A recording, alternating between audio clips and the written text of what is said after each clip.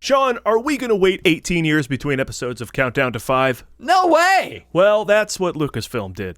Putting nearly 2 decades between Indiana Jones and the Last Crusade and Indiana Jones and the Kingdom of the Crystal Skull. And it's the latter of these films we'll focus on our show today as we count down to the 5th Indiana Jones movie with you. Paul Preston and the Movie Guys here, along with my stalwart partner in crime with whom I have tickets to see The Dial of Destiny on opening night. Technically the Thursday before the opening day listed everywhere, but we're going Thursday, June 29th. It's Sean Blodgett. Hey, what's up, everybody? Good to see you. Man, I'm looking forward to it. It's just going to be a blast. And I have to tell you... He's so excited. I'm so excited. I have to tell you, thank you for doing this. I have enjoyed this journey, this process. I'm really looking forward to talking about Kingdom of the Crystal Skull today. I've got a lot to say about it. But it's been such a pleasure to revisit these films and to really get excited about Dial of Destiny. I was already excited, but now I'm really, really, really looking forward to it. Yeah, twist my arm. This is what it's been like doing the Ford Fiesta, also available at themovieguys.net. As Adam Witt and I watch every Harrison Ford movie from the beginning to the end. Yes. And you just start getting hyped for the next one. You know, I hadn't seen The Fugitive in a long time, but we just watched that recently for the show, and just these hype trains that you do for whatever just get you really psyched. So yeah, this has been a great hype train for Indy, and again, I don't need convincing to do this.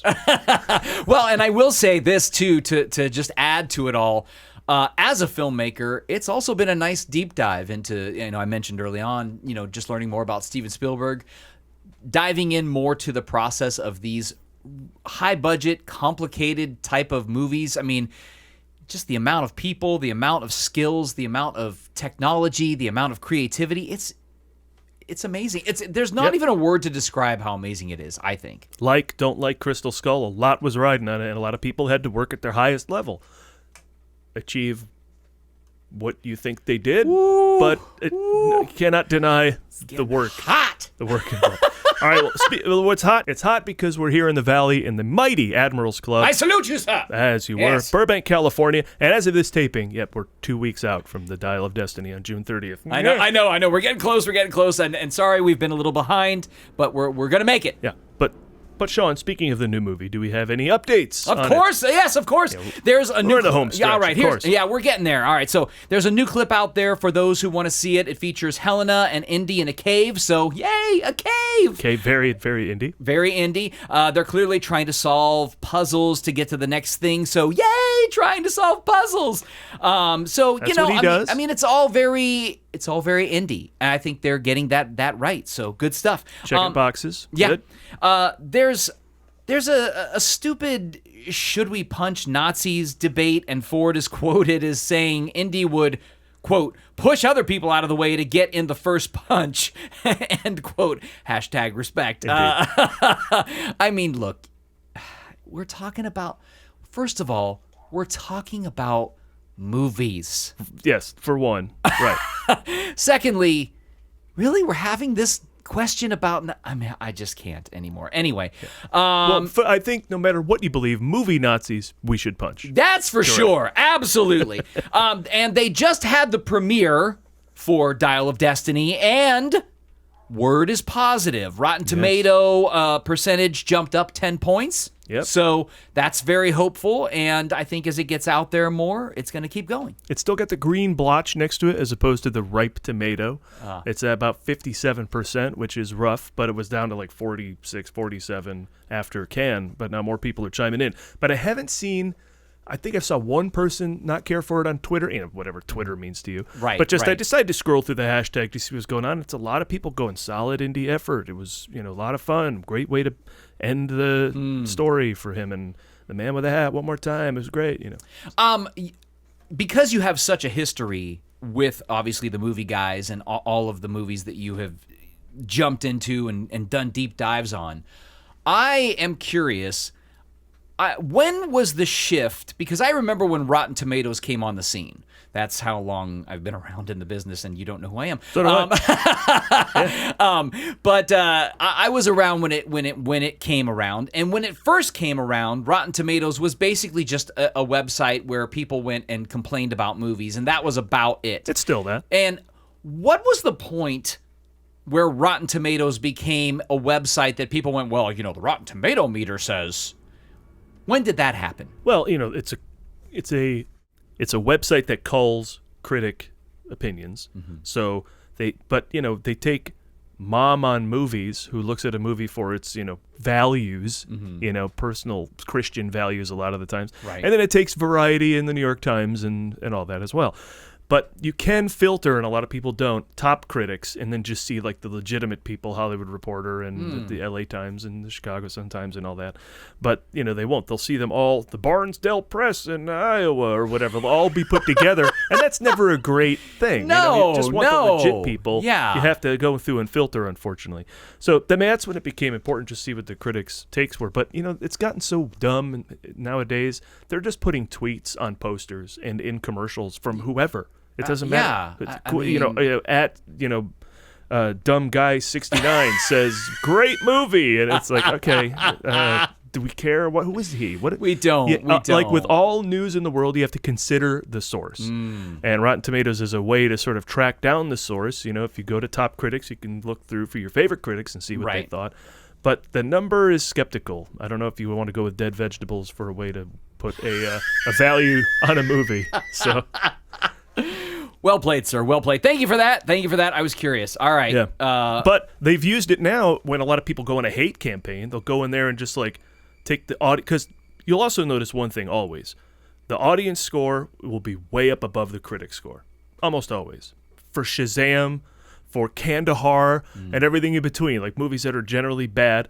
Still, audiences are like, I had fun, 75% at least, or but all the way up to 90-something. Then you get ones across the board, like John Wick 4, it's like 96 and 96. Like everyone thought it was great. Right. But so they'll go on hate campaigns and like review bomb Rotten Tomatoes to get the audience score down for a movie they hate. Why people want to do this with their time, I don't know. I think there's a line in Indiana Jones and the Kingdom of the Crystal Skull, where John Hurt's character says something like, why do people spend so much of their life waiting? Well, why do people spend so much of their life doing that? Watch the movies, love the movies you love, and stop with the nonsense. Yeah. But people do that just to run IMDb ratings for user ratings, and then audience ratings at Rotten Tomatoes down when they hate something. I don't get it. Wow. Well, I mean, that's there it is right there. I had no idea. I mean, thank you for all that information. Very good. Yeah. Very good. And I need to tell you this, Sean. I was waiting on air to tell you. I saw The Dial of Destiny last week. Are you serious? I did. I got a fluke call from a friend of mine, and I was like, I'm not ready. I can't go to see this movie. I'm not prepared. I feel like you cheated on our whole. We had a pact. We had a pact. You wouldn't have said no. What? I know. What? Oh my gosh! I don't even know if I should. Should I ask? Okay. This is real. Okay. There was a okay. Let's just start with this. Right. And this may be my only question. Yes. Did you like it? Sean, you can safely raise your expectations. Okay, that's all I'm going to ask. Oh, yeah? That's it? That's it. Okay. I don't want to know anything else. Look, I totally get that you went and did that and you got that out of your system, and we'll talk to our therapist about how we can heal this relationship. No, I mean, look, I totally get it. Yeah. How incredible. And I'm excited that you liked it. And yes. I want to ask more questions, but I don't. So I'm going to just say I'm glad you liked it. And I'm really trying to I know, process but here. I can't say no when a buddy of mine says, of course I got a not. press screening. Of course not. One. Yeah. Of course not. Yeah. Look, and I wouldn't expect you to. See, right. This is the kind of good relationship that you have with someone is you don't have these kind of expectations of each other. No, look, I totally get it. But wow, oh my goodness. So now I know two people who have seen it. Right. And I haven't seen it, but that's okay. That's okay. Well, this I needed to say this also for people who were watching who might be going, but I heard such bad things. I'm not going to say anything about plot, of course, but I will say a couple of things. Every bad review I've read after seeing it, I can pretty much refute all of their bad takes on this movie. Convoluted? No. It's Indiana Jones. Hey, this thing has power. We should get it. Oh, no, these other guys are after it. We have to get it before them. Right. Yeah, Off that's basically the plot of every single Indiana Jones movie. Yeah, it's not convoluted. That's the formula. We'll get into this Crystal Skull in a second. There's nothing as dumb as communist fighting monkeys in the Dial of Destiny. Nothing reaches that level of dumb. It's all handled much better. There are emotional moments. It checks a lot of indie boxes. John Williams kills it. And I may start an anti-bad review campaign, the likes of which has not been seen since La La Land. This movie is getting unjustly maligned. And I think now that it's among the people, I think you're going to see a little movement of people going, what is going on with these critics? This movie is lots of fun. So now, without revealing too much for me and the audience, where do you think the vitriol from the negative reviews is coming from? Do people feel like they've ruined the purity of what Indiana Jones was? Similar to like how people hate on new Star Wars stuff, right? Because there's a lot of comparisons in terms of just the bigness of the IPs, right? Indiana Jones and Star Wars. These are very big things, certainly from our childhood, and I think that people kind of hated and still hate on a lot of the new Star Wars stuff, basically because it's not the old Star Wars stuff, and just like they hated on the prequels, now they hate on the sequels, and somehow the prequels became the savior of everything and the purity and the wonderfulness of George Lucas. But back then, guys, you were all complaining about it all. Time changes that. Yeah. So do you think it's that, or do you think it's something else?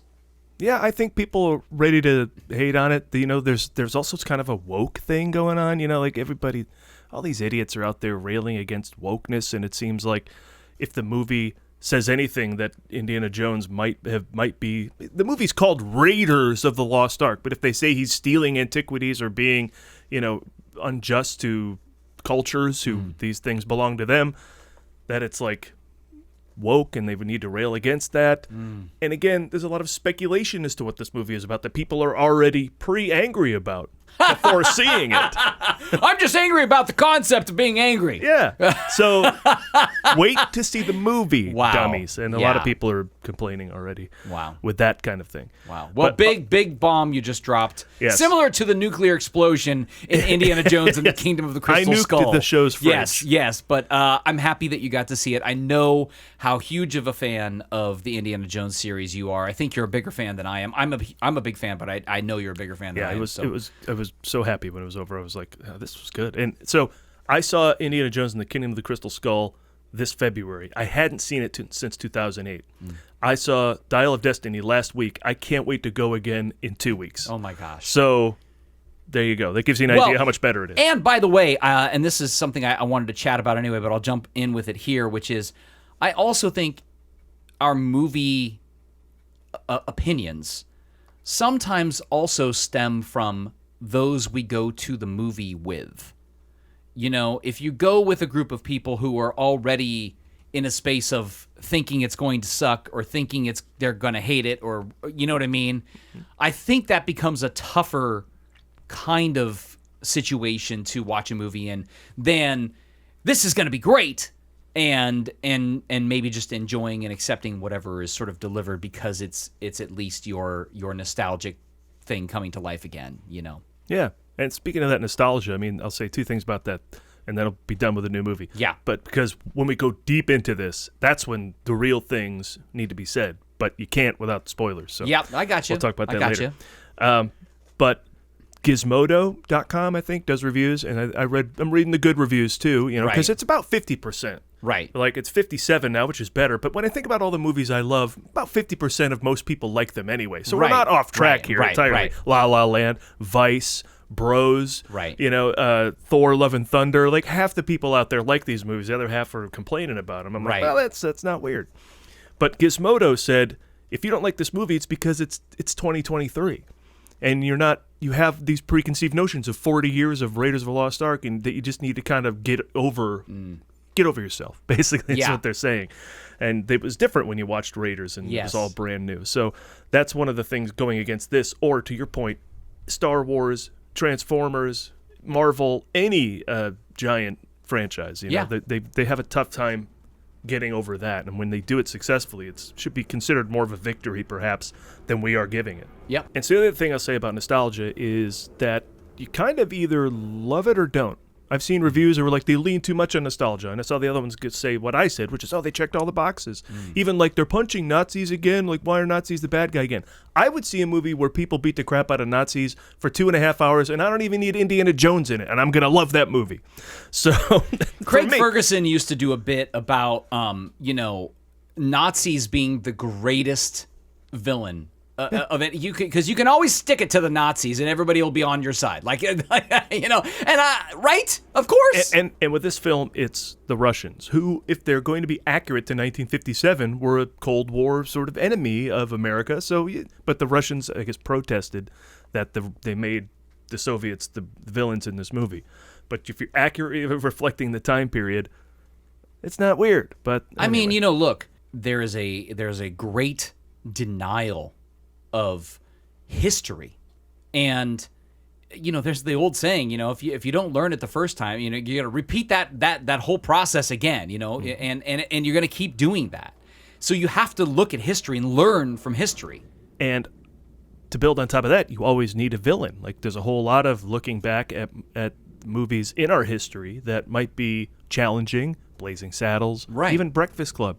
You have to have a villain, and the villain has to do villainous things, or you can't have a triumph over the villain. It's really funny that you would bring up Breakfast Club, because I was just working out this morning, and I was listening to the Smartless podcast. Pedro Pascal was on. Oh, really? And he was chatting about, he used to go to the tomovies with his dad all the time. His dad took him to all kind of different, didn't matter if it was R-rated, whatever, didn't matter, right? Just took him to the movies. But the one movie he would not take him to was The Breakfast Club, because, of course, it's kids complaining about parents. Yeah, that's true. Good point. And I thought, anyway, there you go. That's true. My parents took me to vacation, so that's just fun and weird, and no parents get maligned. In fact, at the end, the father gets kind of redeemed by trying to do everything he can for his kids. Right? I mean, and back then, I don't know, we grew up just sort of accepting what we were watching. Now there's so many parameters and so much.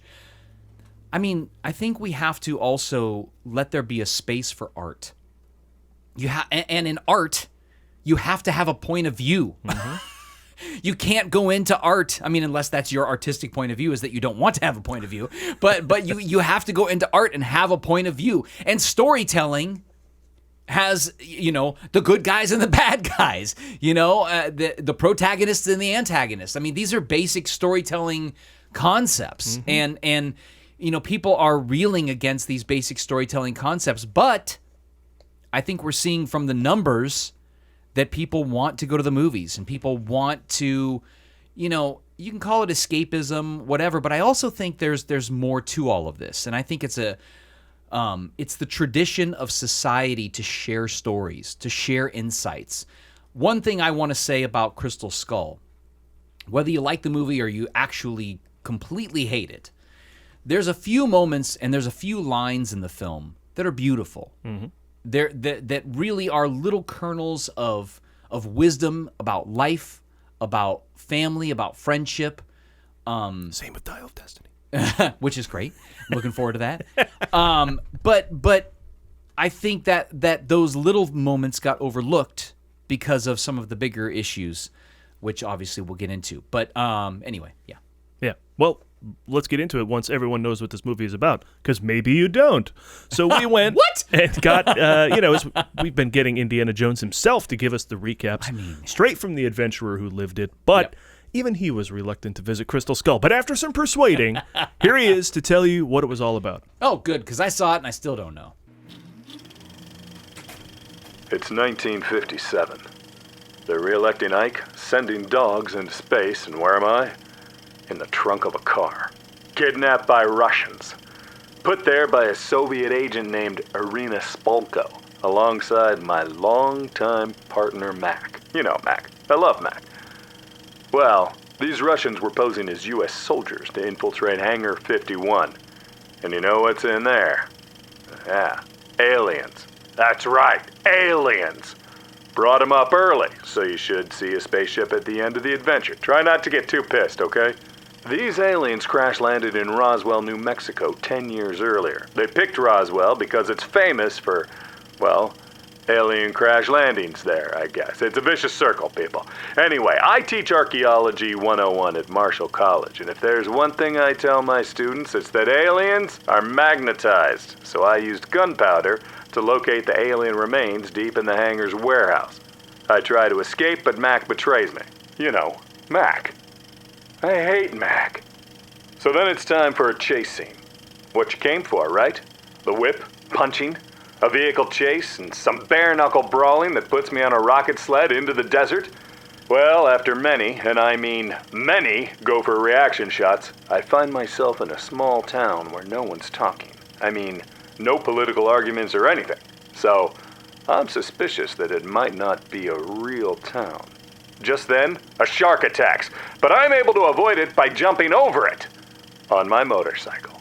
After being questioned by the feds, I returned to Marshall College, but my ties to Mac give me an indefinite leave of absence. But what's the point of teaching? My students weren't even flirting with me anymore. Then, Mud Williams shows up in my life to give me more bad news. Yippee. He could just kick me in the crotch, but instead, he shares that my old colleague, Harold Oxley, has disappeared after finding a crystal skull. Man, that will never not sound like a vodka. Mutt and I head to a diner to discuss the lost city of Akator, the skulls, and the Uga tribe of Peru. And quietly, I look up Mutt in the dictionary, and it means a stupid or foolish person, a simpleton. I chose not to tell him. Now the Soviets catch us sharing a letter Oxley gave to Mutt. And then they do what the Soviets did in the 50s. Be bad guys. They chase us all around campus, tearing up the midways, knocking over tables in the library, and decapitating a statue of Marcus Brody, thus complicating my chances of being reinstated at the college. Eventually, I decode Oxley's letter, and it says the skulls can be found if you follow a red line on a map and superimposed plane footage to Peru. And it's there we find that Oxley was in a psychiatric hospital until the Soviets captured him. He leaves clues that direct us to the grave of Conquistador Francisco de Orellana, and blah, blah, blah, this movie finally gets to a cave. It's about time. Skeletons, lightning, cobwebs, creepy parkouring cave nymphs. Boxes checked. And more importantly, we find the crystal skull and pour ourselves a glass. Nope, not a vodka. I have the skull for about a minute and a half, and it turns out Mac has let the Soviets write to us. You know Mac. I hate Mac. At the Soviets' camps, we reunite with Oxley, who's gone mad thanks to the skull, and he acts nuts. Thanks, Ox. Worth the flight, pal. Appreciate it. It's right about now this story of a Russian attempt to overthrow the world with a superpower could use some sitcom banter. Enter Marion Ravenwood, who says she's Mutt's mother. Let's see. We need a sitcom situation, too. Quicksand. Although technically it's a dry sandpit. Quicksand is a viscous mix of mud, clay, and water, and depending on the fluidity, it's not as dangerous as you might think. Sorry. Back to the story. It turns out I am the father. Yep, many years ago when Mary and I did it, Mutt was born. I'm the stupid, foolish simpleton's dad. I could go for a dial of destiny right about now. Anyway, Jar Jar Oxley got us captured, so we had to escape. Again, and this led to a long vehicle chase where Mac tells me he's with the CIA and is a double agent. You know Mac. I love Mac. While fighting with Spalko for the skull, Mutt ends up entangled in some vines, which leads him to a large group of monkeys in the treetops. The monkeys tell Mutt of the totalitarianism, political repression, human rights restrictions, poor economy, and cultural and artistic censorship they've suffered under communism. So, they decide to help Mutt fight the Soviets. That had to be how it went down, because otherwise it makes no sense. But I wasn't there. Anyone the monkeys don't get, the big damn ants take care of, and we arrive at a pyramid in the Amazon rainforest. It's here we learn that Mac is not a double agent and leads the Soviets once again to our location in the temple. You know Mac. I hate Mac. Wait a second. Do you know Mac? Is there anything else he ever does that endears him to you in this story? Does he matter to anything? I don't think there's one thing he does that has an ounce of importance beyond banal superficiality. Anyway, I just realized that he means so much nothing to anything, it's impossible to think of him with any emotion, even hate. The temple holds 13 crystal skeletons, but one was missing a skull. Spalko put the skull we brought with us on the headless skeleton, and it began communicating to us through Oxley using an ancient Mayan dialect, and a portal to another dimension opened above us. This was a huge moment, like opening the Ark of the Covenant. If this was something you really cared would happen for 2 hours. Just then, the portal sucks up Spalko and the soldiers, and while fumfering around in a treasure room with major league inability to read the crumbling room around him, Mac dies. And nobody cares. Literally. No one. But out of the crumbling temple comes a flying saucer. Yes, a flying damn saucer.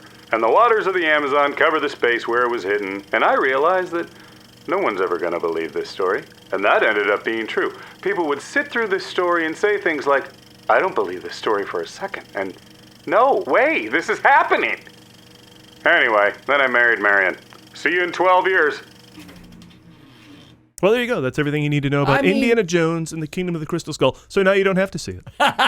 Our little mini movie was enough. But yes, you should. You should. And if you should see it. And I want to say right out of the gate, seeing it again, I liked it. Really? Yes. Wait, what's the bigger bomb here that's being dropped in the middle of the show? That I saw Indy, or you went back and revisited Crystal Skull and you liked it? I liked it. I kept waiting. So look, we all know there's basically two moments in that film that go so far that you lost people.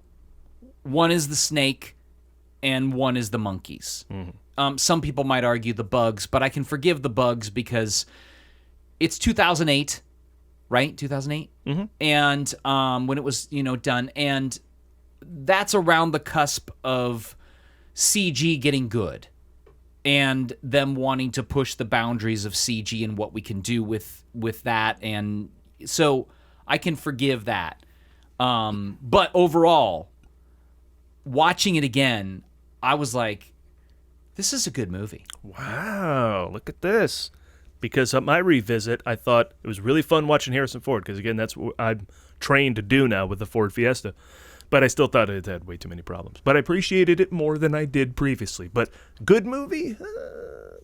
Yeah. There were little things that I noticed that, and again, this goes back to, saying like who you saw it with. So funny enough, I think I may have only seen that movie one time. Same. Yeah.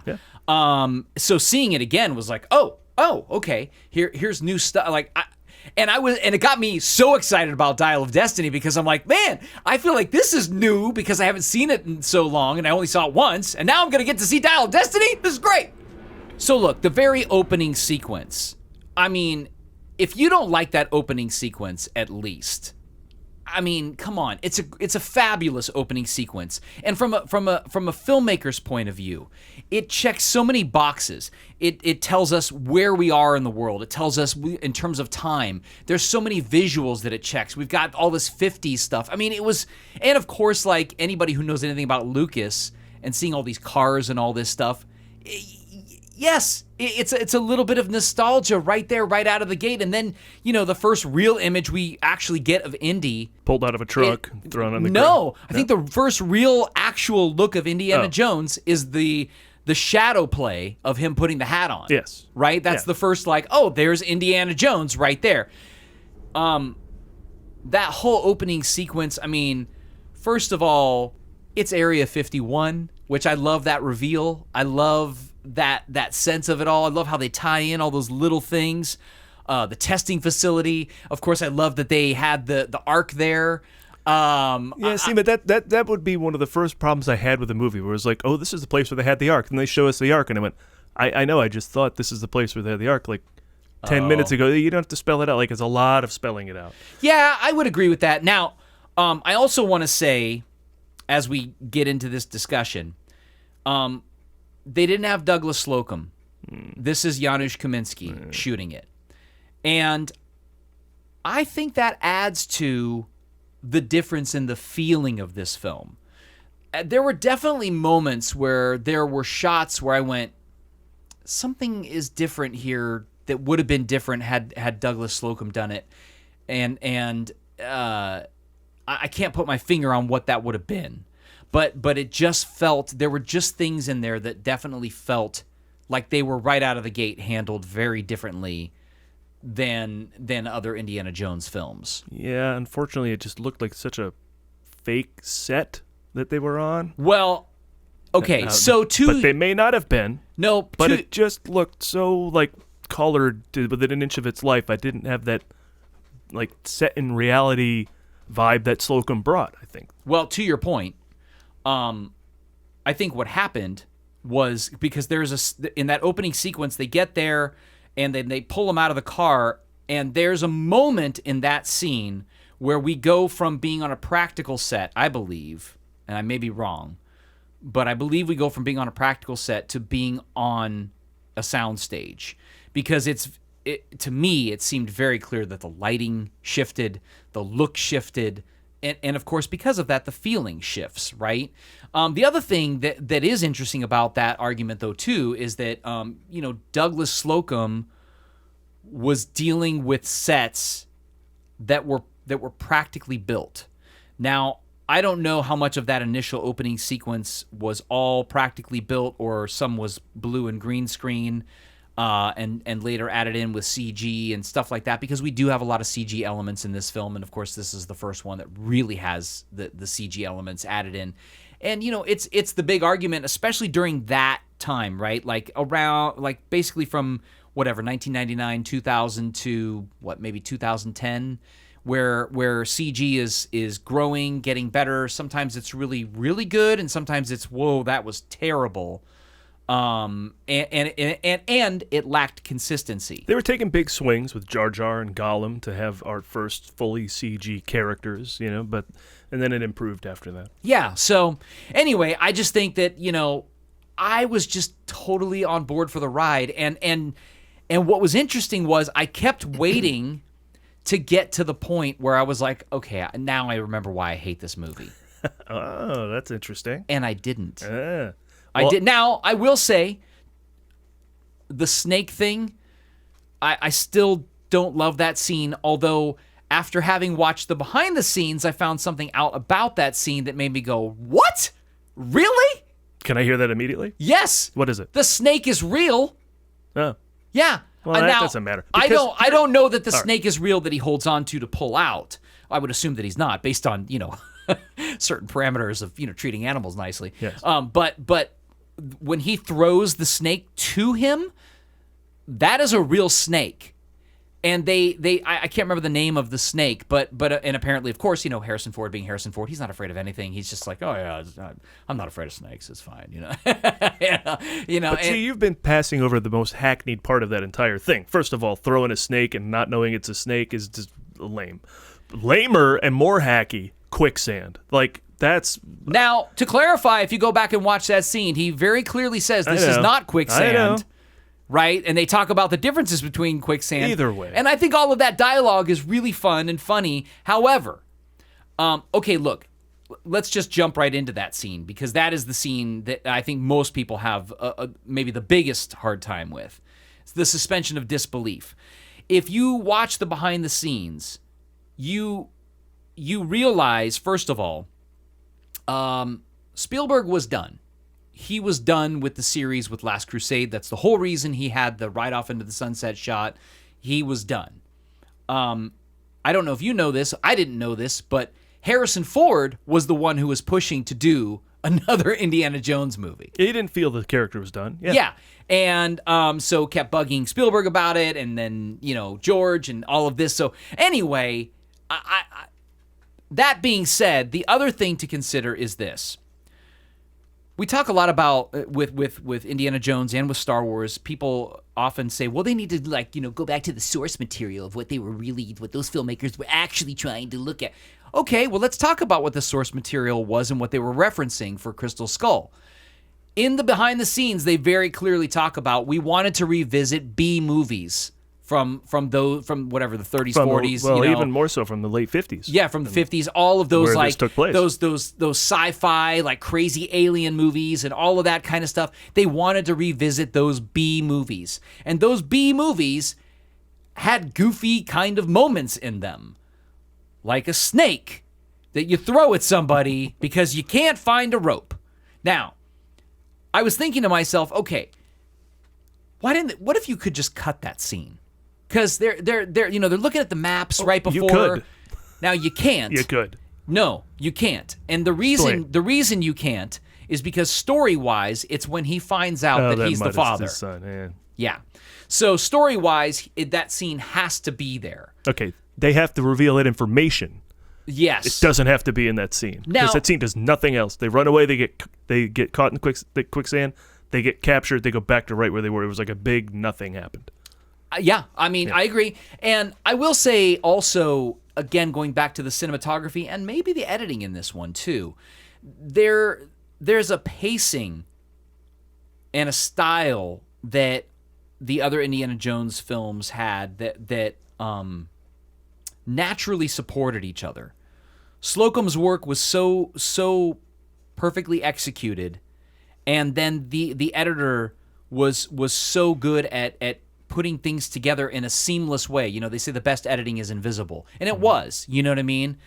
I feel like maybe this movie needed a little bit more finessing in terms of that.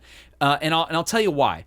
There's a scene right before the snake scene, of course, the scene when he first realizes Marion is there and she gets pulled out and all this stuff. And there's this big sort of like dialogue between all of them, and it's kind of goofy, funny kind of dialogue in the midst of basically their lives being on the line. I mean, they've just had the sword pointed at Shia LaBeouf's character, and all of this, so it's a very there was a very intense moment happening, and then there's tomfoolery basically happening, right? And when I was watching it, that was actually the first scene that made me go, whoa, what's wrong with this scene? And a couple of things popped out for me. Whether or not I'm right, who knows? But this is just my assessment. One was the scene felt under-rehearsed.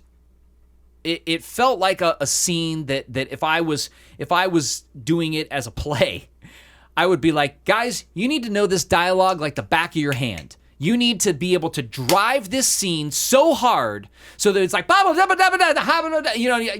and it's just driving. Instead, we kind of get talking over and Ford desperately trying to sell it, and even Karen Allen trying to do her thing. But again, it just wasn't quite clippy enough. It wasn't quite tight enough, and so because of that, the comedy doesn't work and the drama underneath doesn't work, and that's where it falls apart a little bit. Also, speaking of Janusz Kaminski, who, of course, in his own right is brilliant, I don't think he was overly familiar with the Raiders of the Lost Ark movie and Temple of Doom and Crusade. He says he studied it for this movie. Yeah. He says he studied Slocum's style. So here's what I would say. But I think Fate on Papa Michael does it better in Dial of Destiny. Recreating Slocum's style. Anyway, well, there you go. But I'll say this. Again, in the behind-the-scenes featurette, there's a moment where he's chatting and he says, oh yeah, Spielberg brought me into a screening room so that we could watch the first 3 Indiana Jones films. So Spielberg pulls him into a screening room to watch the first 3 Indiana Jones films, which to me means he had not seen them. Cannot hang with. I would watch as soon as Kaminski gets hired for Schindler's List. I'd watch everything Spielberg's ever done at that point, which would include all the 3 of the original films. I mean, and maybe he saw them at some point, and I think he's older, so maybe maybe they weren't films that meant as much to him as they do to us. He didn't grow up with them kind of thing. So, different generation and that kind of stuff. So, I think there were just things technical creative stuff that were missing that added to. You said wasn't quite, and that's a great quote for this entire movie. But let's go back to when it came out, 2008. Premiered at the Cannes Film Festival May 18th. Now, Dial of Destiny did the same thing, but they put a month in between Dial of Destiny's premiere and its opening date. Here you had 4 days, and then it opened in the U.S. May 22nd. This was the first Spielberg movie since E.T. to premiere at Cannes. And then when it opened, 4,260 theaters. That's the third highest ever behind Pirates of the Caribbean at World's End and Spider-Man 3. Wow. So, yeah, when you get deep into sequels, they just up the theater number, I guess. Get this. The budget for Indiana Jones and the Kingdom of the Crystal Skull, $185 million, which is not weird nowadays for this type of movie. Marvel's running around $200 for every movie they put out. Right. But the previous high for this franchise was 48 for Last Crusade. I was going to say... Temple of Doom was 28. Yeah. I mean, you can see that shift in budget in the behind-the-scenes featurette as well. I mean, there's definitely a lot of money being spent. Now, I also want to say something else. And again, I'm going to tie it to Star Wars and the people that are the naysayers and the haters and all of this stuff. The people that made Indiana Jones and the Kingdom of the Crystal Skull and the people that make the Star Wars movies are not dissimilar from us. They're not dissimilar from the people that grew up with and a lot of times they are the people that grew up with these movies. But yeah. They're the people that love these movies too. And so it seems unfair to be they don't set out to make something that is subpar or not good or what, and no filmmaker does, right? You always set out to make the greatest thing. And I think part of the reason that they wanted to do another Indiana Jones film was because it just worked. It worked from Raiders of the Lost Ark through Last Crusade. Every single one of them worked. The crew worked well together. Ford showed up and was amazing. The supporting cast was always amazing. Everything about it just like Spielberg said, they caught lightning in a bottle every time. So they didn't quite catch lightning in a bottle for most people with Crystal Skull. And I would still argue that that's probably mostly Not true. Quite. Yeah. No, it's probably mostly true, but I like I said, after watching it again, I enjoyed it, and I'm excited about watching it another time because I was like, wow, there's a lot in here to really love. It rarely takes one thing to kill a whole movie. Yes. So you clearly have taken that. You can look at the bad scenes and go, but overall, it's good because I can give passes to that stuff. You know what's funny too? The bad scenes. Okay, the snake scene is I don't know what 2.5, 3 minutes maybe tops, something like that.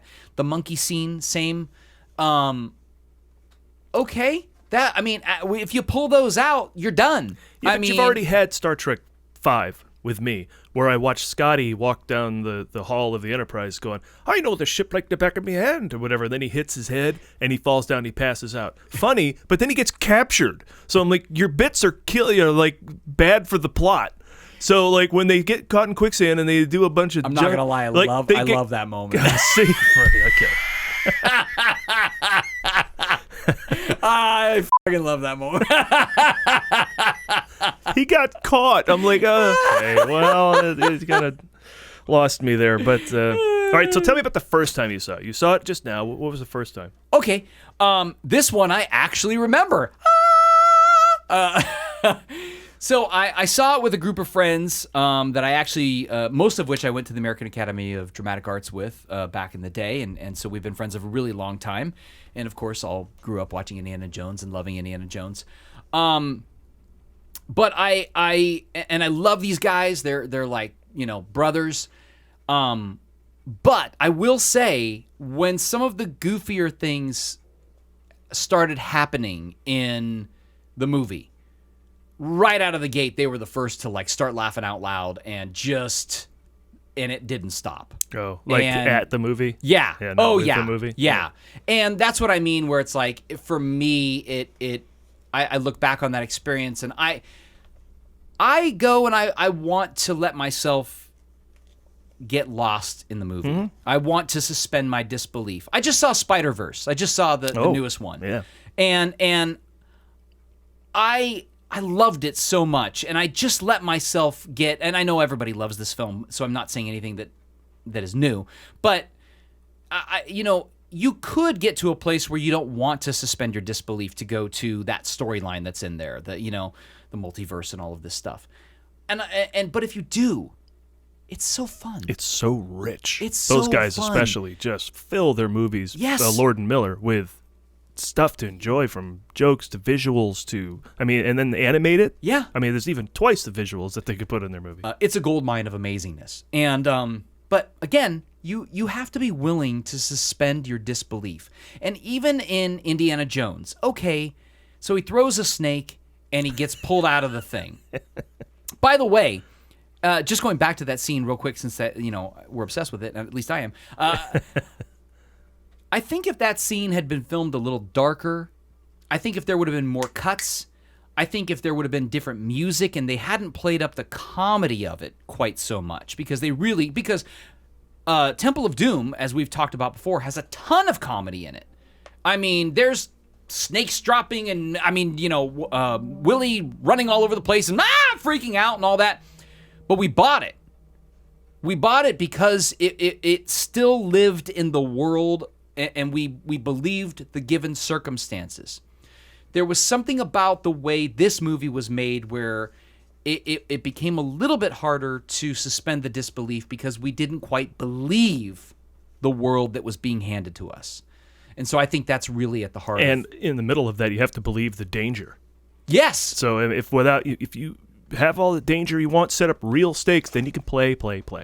Yeah. The scene previous to that, when he looks at the skull for the first time and, connects with the energy of it and all that, Ford is delivering a great performance, and he is creating that life in the given circumstances. Because even Cate Blanchett, talking about performance, to me, is a little on the edge. I think if I would have had 2 cents in there, which I didn't, but of course, but if I would have had 2 cents, it would have been like maybe a little subtler, just a little subtler, so it doesn't come off like a stage character. That it is grounded in, and there's some moments that she does that are really great, and especially near the end when she's like, "Tell me, I want to know." Like, I totally love all of that stuff. And there's some, she has some good moments for sure, but there's in the interrogation moment, it gets a little. Yeah, for me. Think about the Nazis in Raiders of the Lost Ark. They weren't. They weren't running around. They was just like, well, we take what we want and then decide whether or not to blow your ship. Yeah, they could play it subtle and still have really menace. Good. Very good. Oh, thank you very much. Yeah. So my first time seeing it, I went with a ton of friends because the hype train I had built beyond nothing could reach the level. The movie, try as hard as I wanted, would not have hit. I was about all the photos that came out. I was about all the teasers and trailers and everything that was released, and I was super excited. So a bunch of friends of mine went with me, and they started thinking it was bad early, and they just kept kind of looking over at me. But I, like you, I want to get wrapped up. I want this to work. I'm just going to watch the movie. So I said nothing. I did nothing. Then we all left silently into the hallway, right? And they're all kind of still looking at me, and I went, "The hell was that?" And they went, "Oh, thank God, because we thought it was terrible." They respected me for that, but they wanted to wait and see what I said. Interesting. Everybody kind of exhaled after that, and then we could talk openly about what we thought of what didn't work. I do think sometimes people go to these kinds of movies. It's kind of like something that happens in general in society, where it's like people are waiting to watch somebody fail. Yeah. And I hate that. I don't go there waiting for someone to fail. I go there with the expectation that it's going to be awesome. I'm going to love it. This is going to be a great time. And if something happens off, okay, I'm going to accept that. I don't know. That's just me. But I feel like so many times people go with this all right, show me it's good. I haven't seen the new Transformers yet, but it's got the director of Creed 2 and Les Michael Bay. And I heard that the Rise of the Beasts, I don't know anything about the Beasts, but they're apparently Transformers who came here before people invented cars, so all they could turn into were animals. I think that's cool. So I'm excited to see this movie and hope it's good. Will it suck? I don't know, but I'm hoping it's good. I'm going to second that. I actually really want to see it as well. I think it looks phenomenal. Yeah. I like what I've seen of it, and it's got characters we haven't seen. What's the planet-eating planet? Omicron or something like that? That would be too soon. He's got a name like that, though. Is it Omicron? God, I hope not. It might have been. Ooh. This Might have been. I don't know. Yeah. But, yeah, it's a little too soon. Whatever. Yeah. Exactly. So anyway, or let's jump to the other scene then that gets a lot of flack, and that's, of course, Shia LaBeouf swinging with the monkeys. And let me tell you the story from the novelization of the movie. Okay. That when he goes up into the trees, he sees the monkeys, right? He's kind of stuck up in there, and he sees the fight going on down below them. The monkeys see his pompadour, and they think they have the same haircut. And so that's why they help him then attack the communists. It's dumb. Wow. I mean, that's... that only plays out in some looks in the Yeah. movie. They kind of look at each other for a second, and then when he swings through the trees, they follow him, and they all attack the Russians. Why? That's like the worst idea in a long time in a movie. So, I didn't pay extra special close attention to that sequence when it was on at the moment. I just kind of let it unfold, and it just seemed like animals attacking people and trusting one. Right? Yeah. I mean, Tarzan? Yeah, I mean, it's a silly concept, but if we go back to the idea that we're revisiting this B movie kind of thing, there are silly things that happen within that world. Now, again, would it have been different if the monkeys looked a little more menacing? If there would have been a moment where Shia or Mutt, I should say, reached down and saved one that was falling or something, and it looked at him and had a connection. And now again, that's still silly. That's still silly, right? But at least it has a bit of an arc. I think part of the problem was getting us into to believing the reality of their given circumstances, and it was tough to get there for that moment.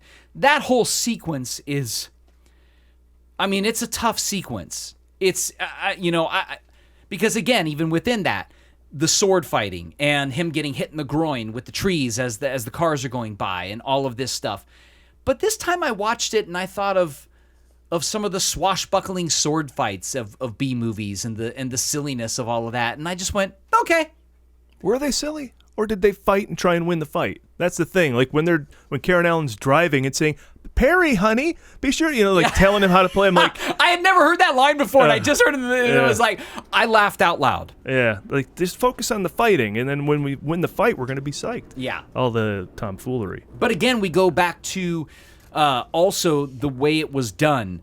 When she says, "Parry, honey," if memory serves, I don't think there's an insert close-up of her saying that. I think it's a little bit wider shot. I think had this been shot in a different way and that moment inserted, there were a lot of if you go back to Raiders, which to me is still the greatest of all the Indiana Jones series, and one of the greatest movies of all time, but certainly the greatest of the Indiana Jones series. There are certainly sort of silly moments.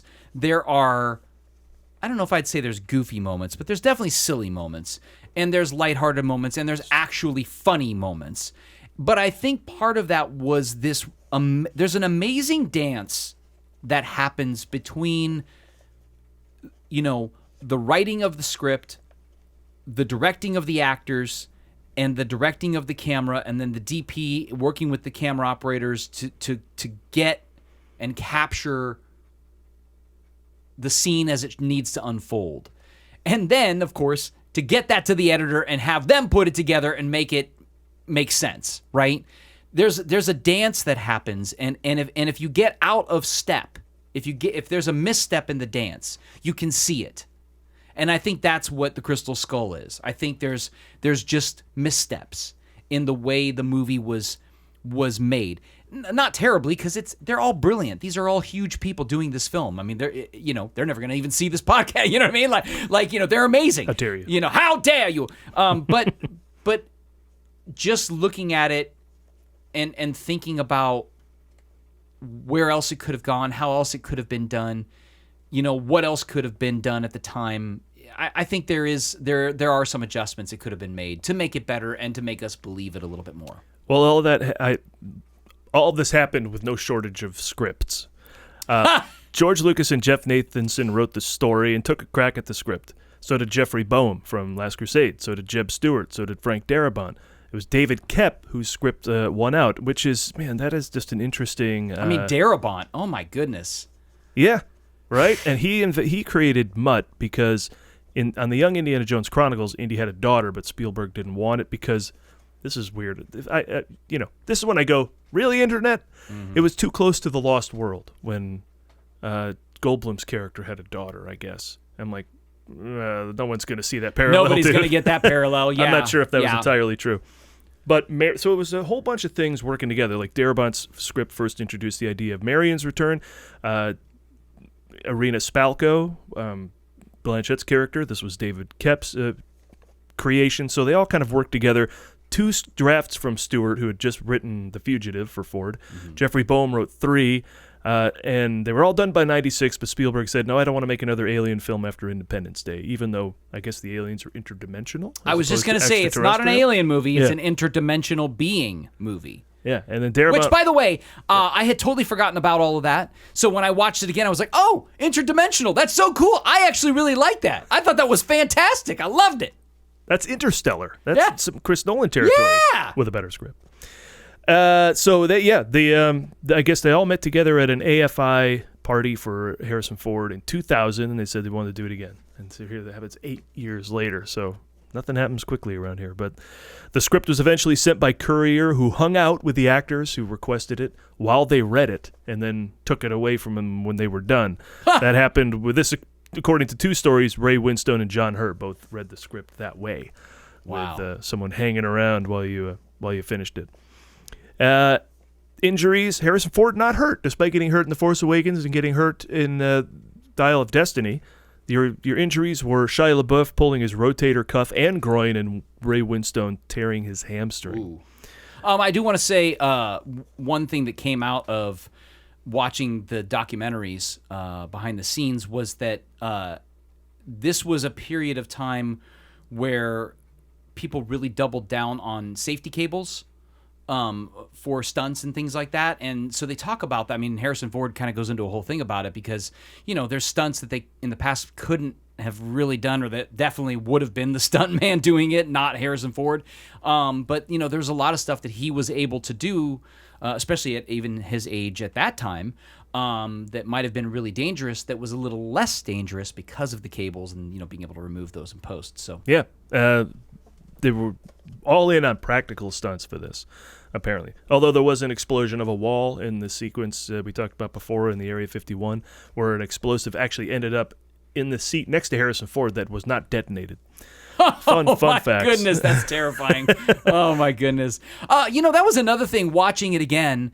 I remember this was maybe one of the first moments that my friends really started laughing at the film instead of laughing with it or enjoying it.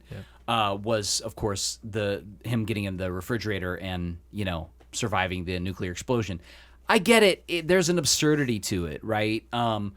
But seeing it again, I bought it. Didn't bother me. In terms of our storytelling, I wasn't bothered by it at all. I thought it was fun and maybe a little funny. Well, I'll take what happened there because the payoff of Indiana Jones in the Shadow of a Mushroom Cloud is excellent. Right? That looks great. Okay, and it said a lot about the advancement of his years and what his new threats are that he has to deal with. I mean, the Nazis weren't doing this. Mm-mm. This is different. That image is the greatest shot Janusz Kaminski and the visual effects team, I think, did in maybe the entire film. It is breathtaking to see him in the foreground and that mushroom cloud in the background. Yeah. That is, and talk about a moment in time and, getting this sense of where we are in the world and what's going on. I mean, I think that's a brilliant moment. Yeah, great shot. Yeah. Agreed on that. Hey, we agreed on that. Hey, look at us. We're growing up. But other than that, 450 CGI shots, despite the goal not to use them, which was their goal. And I always say go on location because those scenes, and I know it's a lot to ask, but go get dysentery, okay? Because those scenes in Tunisia and Raiders just looked great. In Jordan and at the end of Last Crusade, those scenes, it all looks great. When you CGI it up, that doesn't always work for me. A lot of CGI matte paintings in this. I get it. In Empire Strikes Back, also the matte painting is the Millennium Falcon. They don't have a Millennium Falcon riding around. But if you just need a waterfall and you go shoot it and then you put it in a green screen, it kind of doesn't work for me. I'd say go to the locations. Unfortunately, Spielberg supposedly wanted to stay close to family, so they never even left the U.S. for shooting this movie. That's really interesting. Yeah. It seemed like they did, at least the way they portray it in the documentary, they did do some location shooting for sure. Well, they went to Brazil to shoot a waterfall to then CGI in a scene they shot on a soundstage. Well, they also did the whole monkey thing, the whole fight in the forest. That's all done in Hawaii. Correct. Yeah. Which is America. Yeah. Well, okay, that's true. Well played. That's true. Well played. That's true. All right. But all the right. college, Marshall College, was Yale, so Yeah. they did shoot a part of there. And of course, I should point out, it's not the best news, but of course, you may know my wife passed away in 2019, and where we held her funeral was where they shot the wedding scene at the end of Crystal Skull. So I didn't know that at the time, wasn't planning at the time. And what's even weirder is she was such a huge Bill Murray fan that's the temple, the little cathedral right next door in the same complex. The smaller church is where they had the wedding at the end of What About Bob? So, but you don't get a lot of Indiana. For a guy who does a tour of movie locations in L.A., there aren't a lot from the entire Indiana Jones franchise here, No. and except for that one. Yeah. So that's pretty cool that the first Christian church of North Hollywood. So you can wander in there on a Sunday morning, watch a service, but then look around and go, "This is where Indiana Jones got married." That's pretty cool. So yeah. I am very interested to, and of course, I won't ask any questions, but I am very interested to know how they handle in Dial of Destiny the fact that he does have a son and he did get married. I don't know what that answer is. Obviously, you do, but I'm curious to know how that all pans out. Because I'll tell you this: I like Shia LaBeouf. I like his performance in this movie. I believe his performance. I think he delivers, and yeah, I actually don't have anything negative to say about Shia LaBeouf's performance in Kingdom of the Crystal Skull, and I like his character. He did. That's the problem. He said, Spielberg told him, look, there's a time to be a human being and have an opinion, then there's a time to sell cars, because what LaBeouf wasn't doing was selling cars. He was saying things like, we dropped the ball and all this, and I know the fan base was really disappointed. You can blame Spielberg, you can blame someone, whatever, but it's really me, the actor, that's supposed to sell each moment. And Ford was just like, boy, you handled that wrong. And I guess Spielberg was really put off by that, and so you don't get any more LaBeouf in the Indiana Jones franchise. Wow. From what I've heard. But they all were kind of down on this. They weren't like all champs, like Lucas was saying, they're gonna throw tomatoes at us. David Koepp said he knew he was gonna get hammered with a lot of the things he wrote. Oh, so it was that's like, interesting. Well, so they why don't kind you of keep writing until they get what you want. Well, I will say, I think most of us who've been around filmmaking and making films, making media, whatever, I think and especially with the current state of things with the writer's strike and all of that, I think we understand that it starts with the script. That's the foundation. That's the thing you build your house on, right? Yeah. And one of the things that came out of the watching the behind the scenes was that there was a whole section where they're like, yeah, we didn't know what to call the movie, and at one point they each Spielberg and Lucas, and I think one other, maybe it was Frank Marshall, one of the producers, was like, they wrote out like 25 different titles. I'm like, guys, if you can't even think of the title, what's going on inside? Like, oh my goodness, that was a little, actually, they played it off like it was funny, but I'm like, no, that's not a good thing. They had 5 titles just to throw fans off when they were shooting, though. So they did do that just because you didn't want to say, Indy, film in here, and then you get 1,000 people showing up. Yeah. The City of the Gods, which was actually the name, I think, of an early Darabont script. That actually would have been a great name of this movie. Yeah. You could have named it that. The Destroyer of Worlds, The Fourth Corner of Earth, The Lost City of Gold, and The Quest for the Covenant were all just names that would try and throw people off. Indiana Jones and the Lost City of Gold would have been fine. Yeah. And then an extra spilled secrets to a newspaper and was taken to court, so don't screw with Lucasfilm.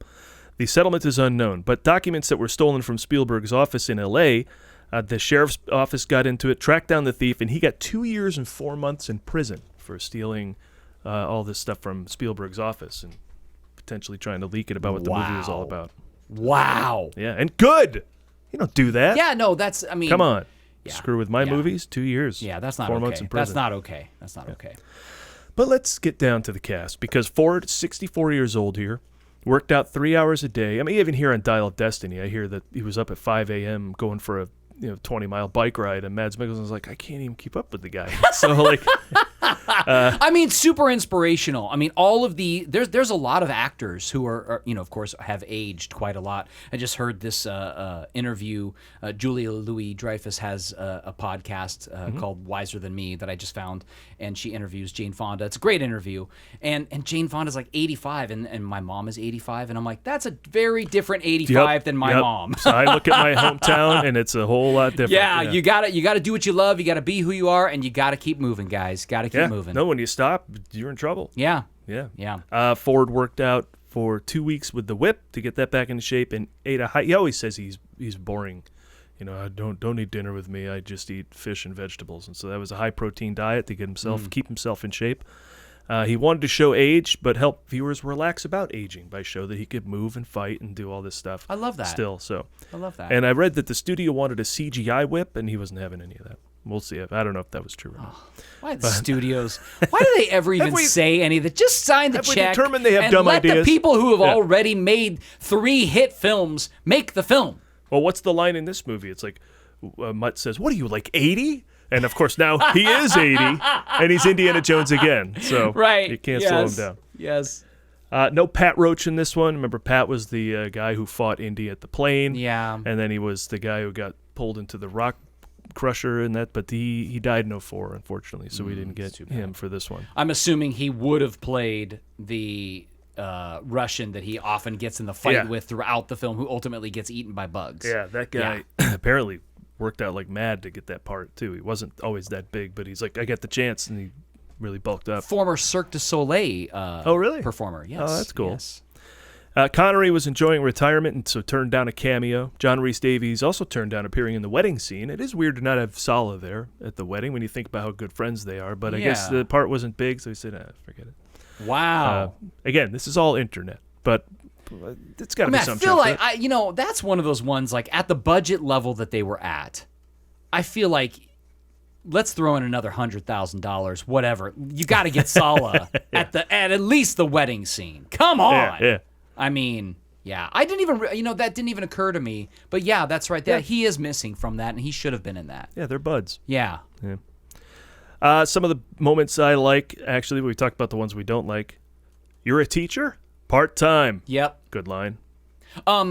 Spielberg actually talks about that moment and praising Harrison Ford as an actor and saying, there's things that Harrison does that I don't direct him to do. I don't tell him to do. He just does it. And that was one of the ones, part-time, and he kind of does this little grin, and he's like, I didn't tell him to do that. That's him. Yeah, he just knows it. Yeah, and it's like, that's what a great actor does. So, yeah. Karen Allen's casting was confirmed at Comic-Con. I remember the actors came out, Spielberg and Harrison Ford. It may have been just the two of them, but they were going to talk about someone joining the cast, and then Karen Allen came out, and everyone went nuts in a little video thing they played at Hall H. But I remember it was then that Spielberg said, we're making this one for the fans. And I remember my friend Mike going, ooh, not why you make a movie. Yeah. And that may have been the early flag. He always thought that was the early flag that this was not going to be so hot. That's an interesting point. Maybe that's the lesson with all of the Disney stuff and all of the even Dial of Destiny and all of these things, right? Don't make a movie for the fans. Don't make a show for the fans. Don't do anything for the fans. Yeah. Do it because you have something more to say. Do it because you think there's something more in these characters, in this world, something more to get out of this, something more to share. Not because, the fans want it. The fans will always want it, and hopefully if it's good enough, they should keep wanting it. That doesn't necessarily mean you should do it. Yeah. Well, they came. The fans showed up. 317 million domestic, 790 million worldwide on that 185 million budget. So worth the money. Yeah. But the second highest grossing film of 2008. Do you know what the first was? Did you look at it? Don't look at it. Oh. Can you guess? 2008, the number one movie that wasn't Crystal of Skull. Crystal of Skull. Oh, you did? Dark It's Knight. The Dark Knight. Yeah. Which is a fantastic movie. Dark Knight is an excellent movie, and then Iron Man was number 2 domestically, but worldwide gross, Indy was number 2. But it's always weird to see like Iron Man worldwide behind like Hancock and Madagascar 2. But them was the times. Yeah. Then Marvel kicked it in, and now always show up in the top.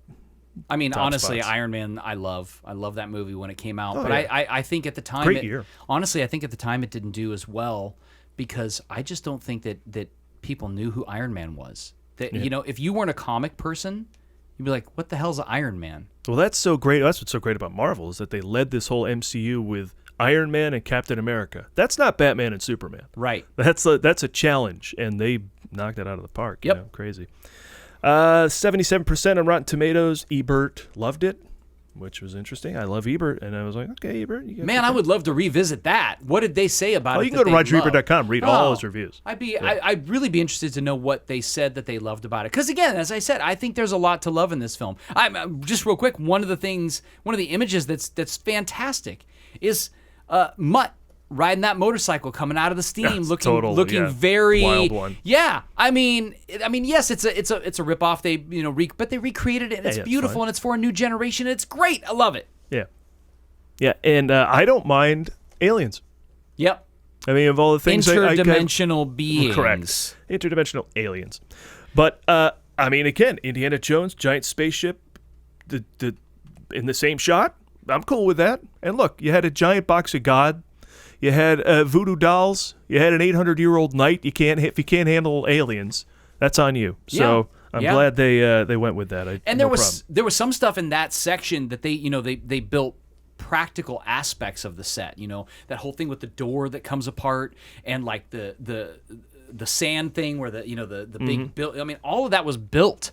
I mean, those things weren't CG. Now the stuff around it obviously was CG, but those things weren't CG, and it's like, oh my God. Those are always the things that hurt Harrison Ford. Yeah. It's a shame he'll get his leg cut in the thing. It's like, you should have CGI'd that door. Oh, yeah. Well. But there was a $150 million marketing budget on top of that, so they're lucky it made $790 because it was almost the domestic take was almost entirely spent before they even opened. But one of the things they included in that was Kyle Busch's NASCAR vehicle was themed out for the movie. Nice. And then he won. The Dodge Challenger 500. That's awesome.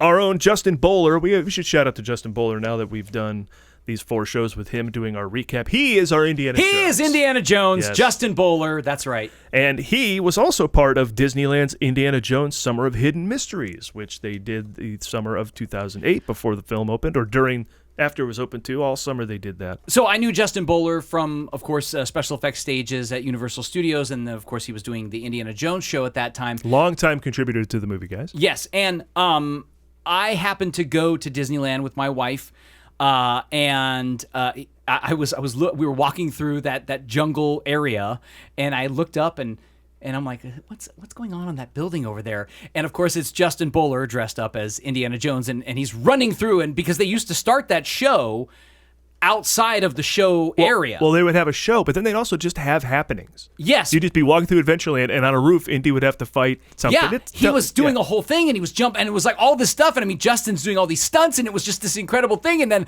we go and see him in the show, and I was like, oh my God, this is incredible! Oh, and by the way, when we do have Justin on the show, which we will for the final episode, where we're hoping to anyway, remind me to have him tell you the story of the line that he kept messing up for a while on that show, which is it's a hilarious. Anyway, I thought that, but it was really funny, and honestly, seeing Indiana Jones live in person, it was fun. It was great. I loved it. I'm glad you know. Justin. Oops. Yeah. All right, so I eventually get the Blu-ray of this because it's in the pack with all 4. So I bought the 4. Of course. The Complete Adventures, I believe they called it, so now I have that. South Park was very unkind to the movie. I don't know if you remember the scene. Oh, I don't think I saw that. Oh, well, in typical South Park fashion, they spoofed The Accused by having Spielberg and Lucas in a pinball machine. It's not good. That's rough. Maybe we'll cut that. A little rough. The term "nuke the fridge" becomes the new "jump the shark." Yeah, that's what it is. And Temple of Doom won Best Visual Effects. Nothing really here Oscar-wise, and not much else. And I mean, I think one BAFTA award for visual effects. But John Williams won a Grammy for Mutt's theme, and then Best Costumes at the Saturn Awards. and then worst sequel at the Razzies. Not what you want to be winning, but that was it. You know what? I think my last thought is going to be this. Give it another watch. Anybody out there who wants to, dive into these movies, give it another watch and just let yourself suspend your disbelief and have some fun with it. And I know you doing the Ford Fiesta, you got really into like just watching Harrison Ford. And I was thinking about that statement when I was watching this movie. For me, it was more about just getting into the movie. Not even just watching him, but let me just enjoy the fact that I get to see another Indiana Jones film and be happy about that. And I was. That's a good take. So in the end, I thought that was really lovely. And I did. I enjoyed that. And you got one more coming. Yeah. Yeah, baby. Woohoo! But for now, that wraps Indiana Jones and the Kingdom of the Crystal Skull, the prequel to Indiana Jones and the Dial of Destiny. Well, I'm going to act like Crystal Skull is a sequel to Last Crusade. That's healthier. All right, we're gonna be back. We're gonna be back with one more show after I see Dial of Destiny. Of course, I'm gonna see it with you, which I am excited about doing. We're gonna have a great night. It's gonna be super fun. You can find me on Instagram at Creative Motion Entertainment and my website, of course, creativemotionentertainment.com. Be sure to chime in with your thoughts at themovieguys.net, at countdown5show@gmail.com, or on social media, which includes facebook.com/countdown5, at countdown5 on Instagram, and at countdown25show, number 5 show on Twitter. And of course, you can get the show at YouTube, iTunes, Spotify, Podbean, and of course, themovieguys.net. Plus all the old episodes of Countdown to 9, which again, go watch. It's super fun, just like this. So I mean, it's Stitcher, Deezer, Castro. You're talking about where you can get our yes. Okay, I was like, is this a Vin Diesel film? I don't know. It's all everywhere. Pandora, did we say? Spotify? Yeah, that's everywhere. Yeah, so it's everywhere. go listen to the show. We got plenty of episodes out there. And of course, you can find, he mentioned themovieguys.net. Please check that out for everything. If you like Indiana Jones movies, we just put up the Indiana Jones and the Temple of Doom version of that show up there. Well, thanks for listening, and we'll see you right back in this space for the next show. Or the space between spaces. Oh, stop it.